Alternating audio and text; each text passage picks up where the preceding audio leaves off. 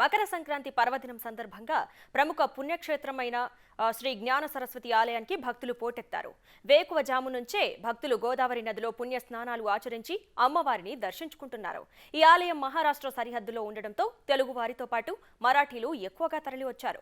కాగా సంక్రాంతి సందర్భంగా ఇక్కడి మరాఠీలు చేతికొచ్చిన తమ పంటను మొదటగా బోనాల రూపంలో అమ్మవారికి నైవేద్యం సమర్పించడం ఆనవాయితీ.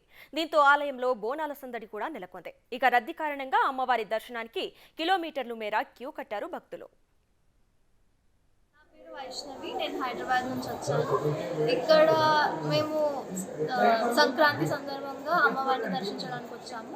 కానీ ఇక్కడ మహారాష్ట్ర వాళ్ళు చాలా ఎక్కువ ఉన్నారు. ఎందుకంటే వాళ్ళకి మనం ఆషాఢ మాసంలో ఎలా అయితే బోనాలు అమ్మవారికి సమర్పిస్తామో అలా ఇక్కడ మహారాష్ట్ర వాళ్ళు అమ్మవారికి సంక్రాంతి సమయంలో వాళ్ళకి వచ్చిన ఫస్ట్ పంటని అమ్మవారికి సమర్పించి వాళ్ళు స్వీకరిస్తారు.